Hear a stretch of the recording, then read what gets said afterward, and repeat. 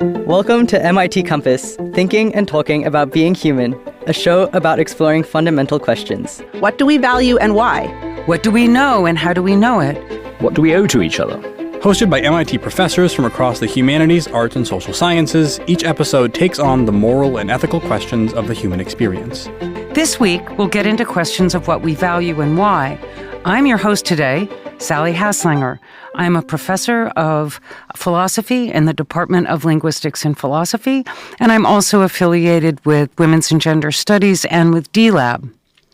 With me today is Professor Munther Dahleh. My name is Munther Dahleh. I'm a professor of electrical engineering and computer science. I'm also a core member of the Institute for Data Systems and Society. My research is in decision theory. It convenes under the banner of decision under uncertainty, and I'm very happy to be at this event. Thanks, Munther. Also with us is Professor Caroline Jones. Hi, I'm professor in architecture and an associate dean in the School of Architecture and Planning. My training is as an art historian, but at MIT I also get to apply the curatorial and critical realms. Thanks, Caroline. And finally, joining us remotely is Professor Will Deringer. Hi, Will. Hi, I'm Will Deringer. I'm a faculty member in the program in Science, Technology, and Society. I'm trained as a historian of science and technology. In a previous life, I worked as an investment banker. And what interests me is the history of techniques of calculation. So I'm sort of think of myself as a historian of calculation. I'm particularly interested in how calculations function in the economy and in finance and politics in realms like that. And a lot of what I study are the role that calculations play in determining what things are valued in different social contexts.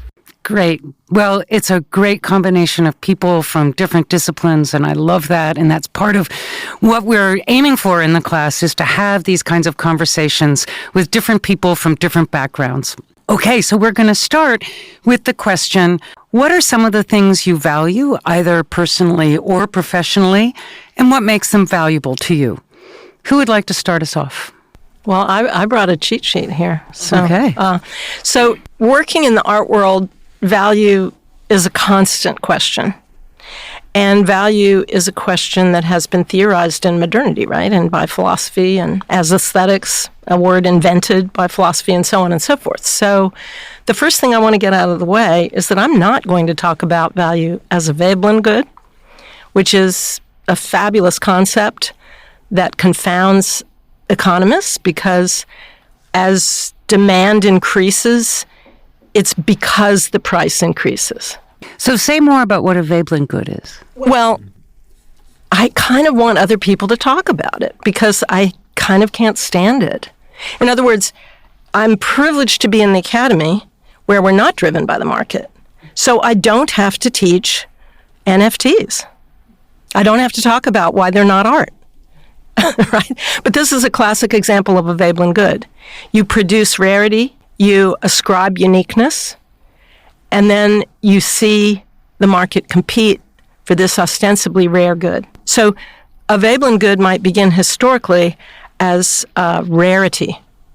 Think about if diamonds, were under the pavement, they wouldn't be valuable. If gold ran in the rivers, more than water, it wouldn't be valuable, right? So humans treasure the rare. And of course, the thing we call art is that peculiar species product that creates the rare, the unusual, the unique. And yet, paradoxically, in my argument, it must be in a conversation with all the other things that humans have produced as art to have actual value. So tell me some of the things that you value other than Veblen goods. Well, experience. And I love the fact that you situated this entire podcast as around human experience. So I can see my economist friend here itching to say something. I want to hand it over to you. It's interesting that you talked about NFTs, because my son in his early days of professional days started trading NFTs.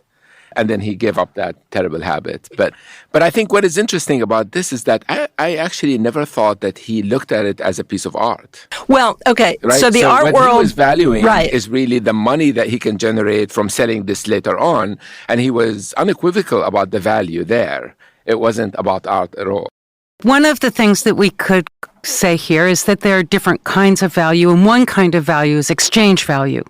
So the exchange value of a piece of art is, the money you get from selling it, from exchanging it, etc. But then there's a question about whether there's some other value, and I hear you saying, and I hear all of us agreeing, there's some other value to a piece of art than its exchange value. But I also want to hear from some of the others, because part of what we've heard from Caroline is that experience is important. So one of the things I think is interesting to point out here is when we say, why do you value it?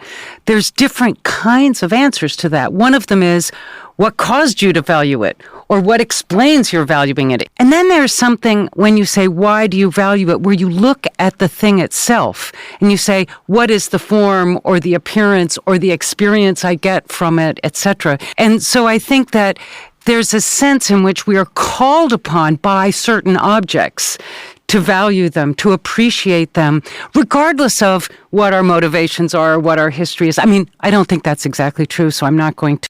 Right, and we don't want to be too universalist. Totally. But can I throw that question to Will, who hasn't had a chance to break in? Will, is there an aesthetics to calculation?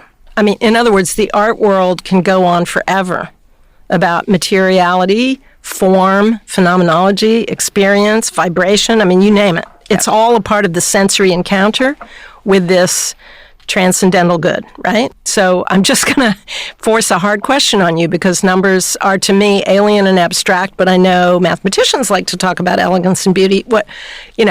Take it away. Yeah, so it's an interesting way into the question. That's something it's a different way of thinking about the question than I've thought about it in the past. And yeah, so one of the things I think about, so in my own research, a lot of what I study are the tools that people use to value certain things in a very particular sense, right? In the sense of using numerical calculations to try to put a number on the value of things. And my own work, this ranges across a lot of different kinds of things. Plots of farmland in the 17th century, or corporations in the 20th century, coal mines in the early 19th century, things, lots of different kinds of things, usually in some kind of economic sense. And a lot of what I've become interested, a lot of the ways that we sort of think about, the dominant ways that people think about value in a kind of economic or financial sense, is the idea that there is some sort of objective, that value can be sort of reduced to some sort of objective calculation. And measured, too. Can be measured, right? Can be measured. You can put a number to it. It's a sort of a reflection. You can measure something sort of true about the world out there. Can be standardized, can be calculated, right? Can be quantified across different sites, etc. And so, to be even more specific about it, the research project that I'm working on now is a history of a particular calculation called discounting. Is a sort of a simple way of thinking about it. But the idea there is that the value of something comes from the future flow of income that it will generate.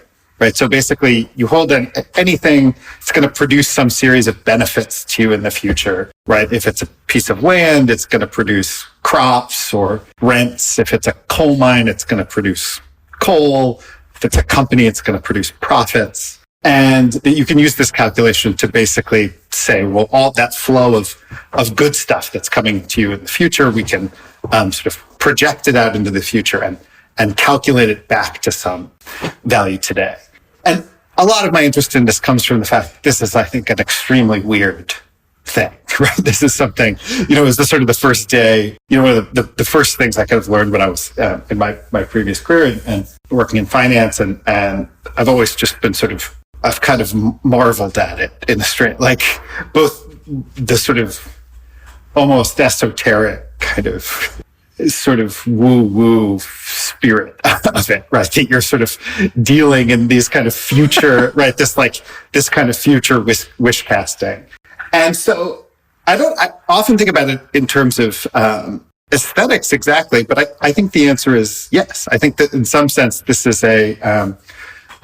this activity of, thinking about the future using calculations to sort of measure things that happen in the future it does have a kind of aesthetic, sort of an aesthetics to it, right? It involves people kind of engaging with some sort of speculative vision about what they think some sort of good that is going to come in the future. But I have much more to say about that, but it's just an interesting way into. But let me intervene here for a second, because when Caroline is talking about the value of experience, it feels very much present, immediate experience of something and what that does. And what you're talking about, Will, it seems to be so different from that, because it's this imagined future and it's not really about present experience. I mean, there may be, as you said at the very end, there's some kind of thrill that comes from imagining this future and the benefits that will come to you. But there seems to be a kind of a tension between these.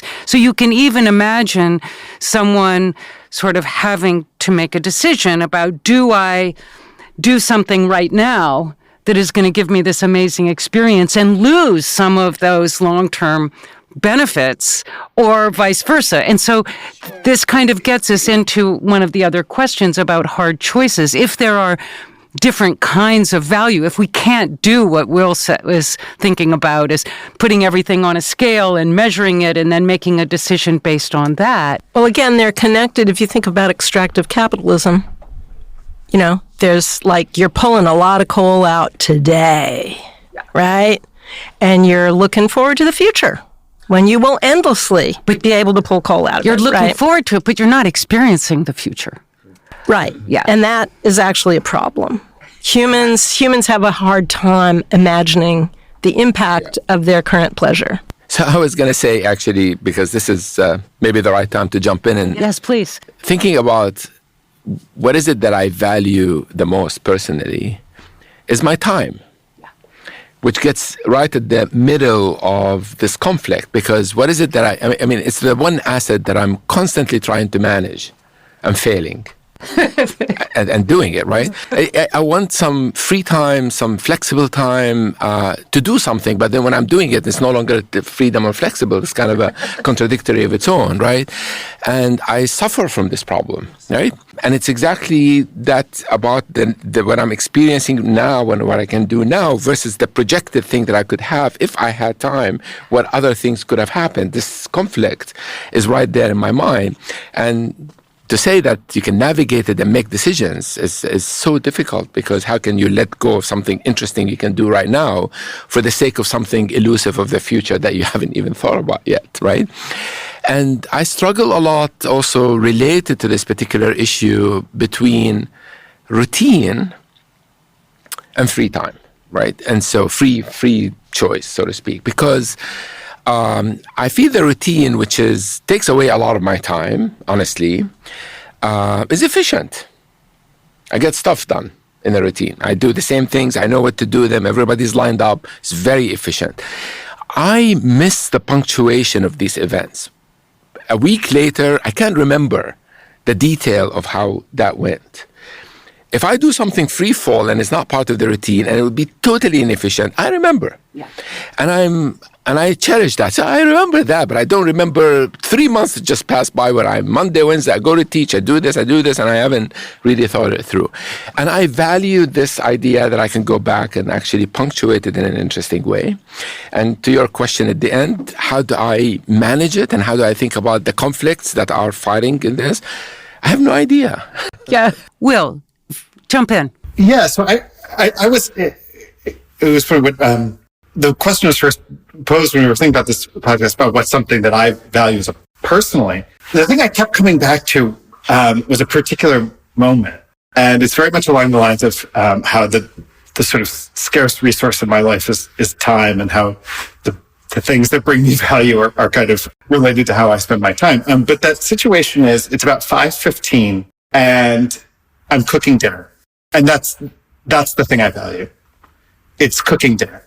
And the more I kept turning around in my head, what would be an interesting thing to talk about, I just kept coming back to cooking dinner. And like, why is that something that I value so much? And one of the reasons I've been thinking about it is, I have 2 small kids. It's the sort of thing that becomes increasingly hard to devote a lot of time to. Before I had, I would spend whole, 4 or 5 hours on a Sunday, cooking something elaborate just as a sort of activity. But it becomes increasingly hard when you have small kids and mostly they want to eat plain pasta and you have a zillion other things going on. And yet, despite all that, I keep trying to desperately preserve this one thing, which is 5:15 in the evening, cooking dinner. And why do I value that as much as I do? And I've been turning this question over in my head for a while. And part of it is because I like to eat, right? So there is an instrumental component. It's a means to making things that I think are particularly good. Part of it is that it gives me control over that, and I can make things exactly the way I want and the way my kids want. And very little of it has to do with any sort of economic calculation that this is more affordable, or to be even totally frank, I take some sort of auxiliary benefit from the fact there might be some kind of moral good to producing your own food and not relying on plastic takeout, or that there are many good things I know that there are, but that's not really on like a essential level why I value this. But it's something about that experience. It's about standing there, listening to music, chopping onions that is like one of the things I value over almost anything else. So let me ask you, I love this because I think in the history of philosophy, activity has been something that is much valued, the sort of self-realization, the realization of human capability and activity. So I love this. But what I want to ask is, suppose you were to have that experience, but you weren't actually chopping vegetables or breaking eggs or serving it to your family. It was all something that was sort of crafted somehow to get you to believe that you were, and experiencing that as if you were. Are we in the Matrix? So your mind, could be in your the Matrix. mind in a vat, and your energy is being drained for a large machine, but you're being given a virtual experience. I'm bringing this up because one of the readings for the class is the experience machine, where people are asked whether they would be willing to go into the experience machine and just have the wonderful experiences, but it was all just virtual. And so I'm prompting this as a reflection point on is experience. So I actually think the experience of activity is valuable. I think that experience is good. But there are some times when I think it has to be more than that. But I think maybe the issue is that the practicality of it is one thing, but the issue is having this experience in isolation, somehow that there's no world except that you create this thing where you have that experience. Is it still the same positive experience, And I think that there's a lot that gets lost because of the impact of any experience on the others and how the value, I was thinking as Will was talking about his example is sort of, what if one of your kids no longer like your food? That'll happen. And they want to go Chinese and let's go Chinese, and you're insisting on the 5:15 event, and now it's actually torture because these kids are refusing what you want to do. You want to do it because you have this experience and you like it, but the externality of it is actually dampening the value. This goes away in the experiential world of a machine. Yes. There's no externality. Yes. And I think a lot is lost. And this is actually a problem for economists as well. The externalities are really complex, and it's so much easier to just leave them out. And also the sociocultural dimensions, the doing it together. That, it's not just the illusion of doing it with others that's important. It's the actual fact that that you're here with me, that I'm connecting to you. This would not be a great experience. No, well, it would be a great experience, but if I learned that it was all made up and you weren't actually here, we weren't actually having this conversation, it would change the nature of it completely. I have a question for Will, though, because I think that this is what you said about sort of the quantification of something as it manifests itself in the future and the value. And how does one deal with the heterogeneity of the future value, of whatever event? Like, I see that a lot of my colleagues, we think, but everybody should agree that this is the value, but it's not true, right? I mean, so many different people, so many different values in that way. So I don't know how that gets reflected.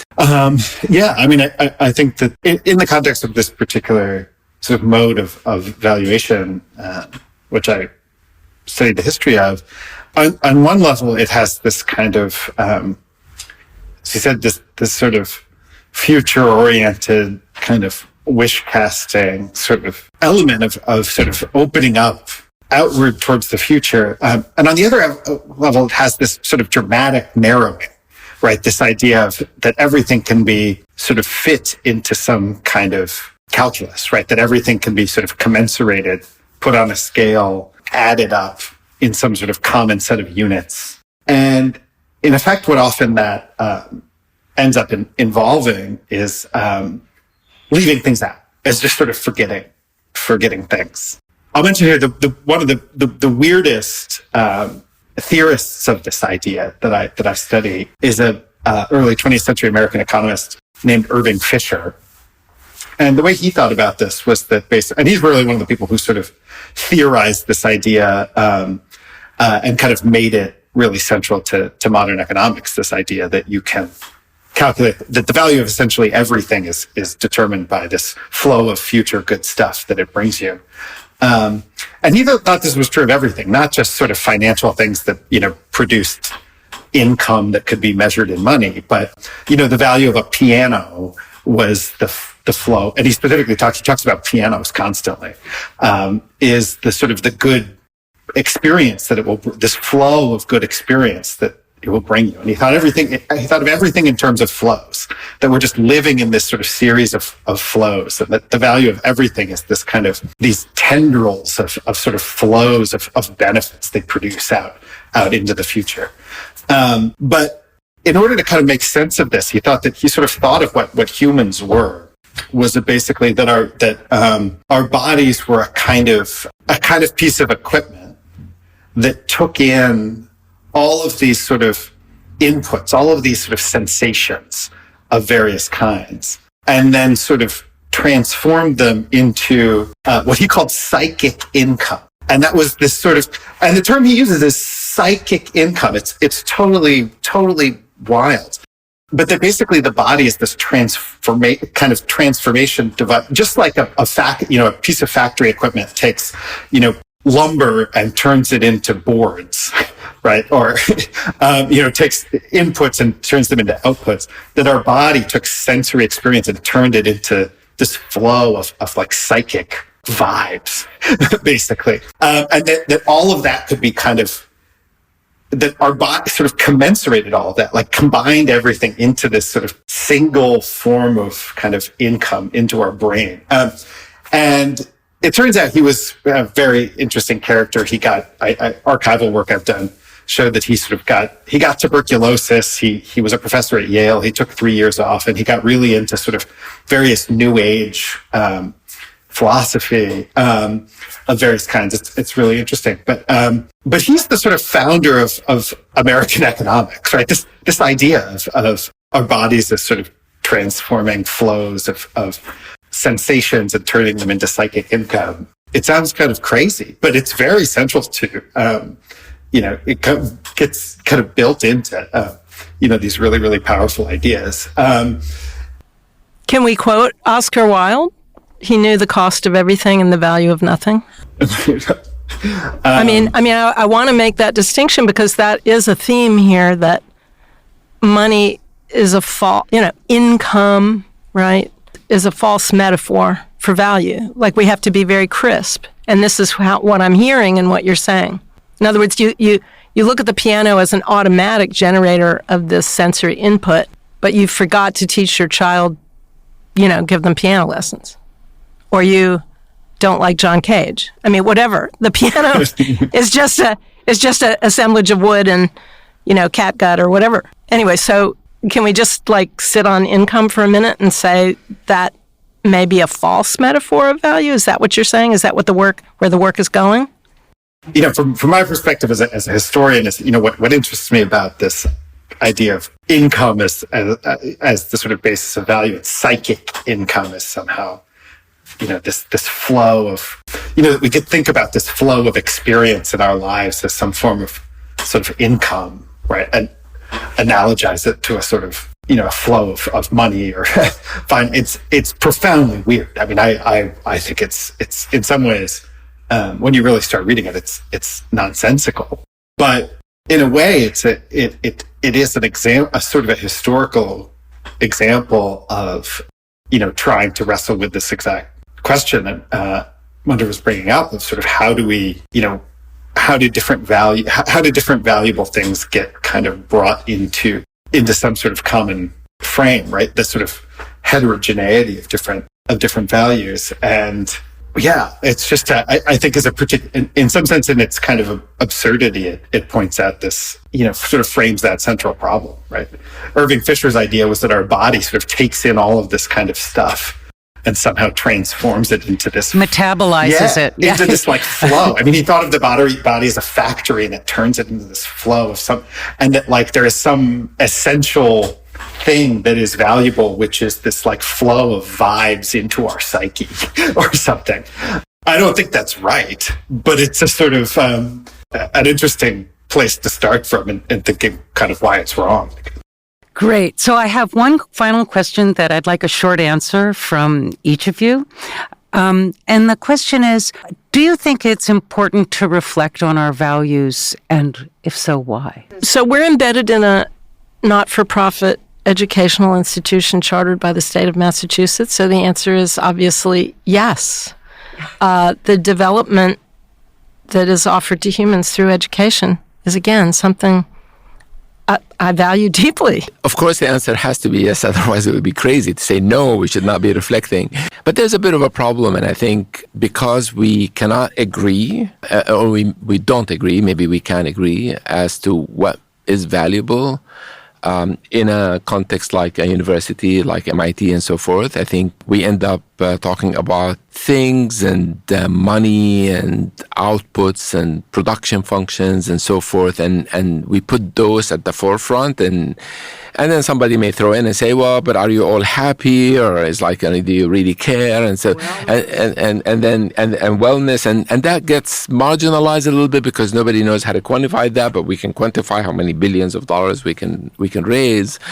And so the conversation drifts in general into something that is actually not productive and actually reinforces some of the bad things that we do. And so, yes, I do think we should be reflective, but boy, I mean, every time I've been in a setting where we are reflecting, I was very unhappy. Will, do you have any thoughts about this?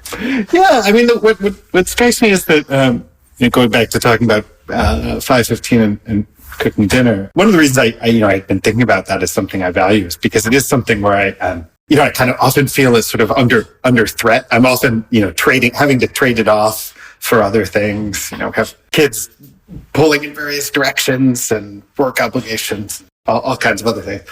And what it makes me realize is that so much of kind of mundane life decision making, particularly about how we use our time, are sort of effectively expressions of our values, but ones that we don't actually often get a chance to stop and think about. And I feel like, one of the challenges of sort of being busy and having a lot going on is that those decisions end up often getting made kind of very reactively, right? Very sort of just, what do I need to do right now? What's the thing that's not necessarily what's most valuable to me, but what's the thing that's sort of immediately in front of me? What's the thing that's sort of the deadline that's closest? What's the most urgent concern? What's the thing that's making me feel most anxious right now? Right? As opposed to what's really valuable to me.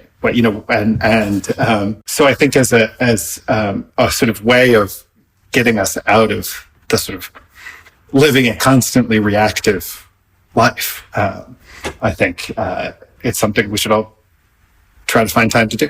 But I think I do want to comment on this and say that part of all of this is a collective effect, right? Because, you know, this nervousness and this urgency that you feel and so forth is because everybody makes you feel that way, and because this is the environment that you're in, you know. And in order to make that change, you can't just change on your own.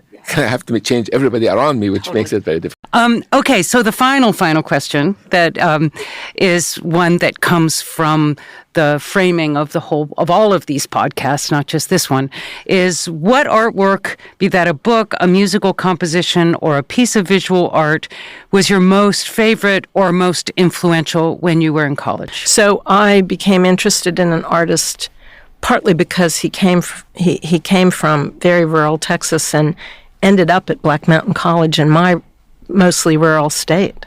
And I was like, how did that even happen? So his name was Robert Rauschenberg, so I wrote my undergraduate thesis on him, and I became really interested in a kind of art I had never been taught. And I made art, but I had just never been taught of this moment, proximate to my own youth, in which art became, automobile tires and radios and, old sheets.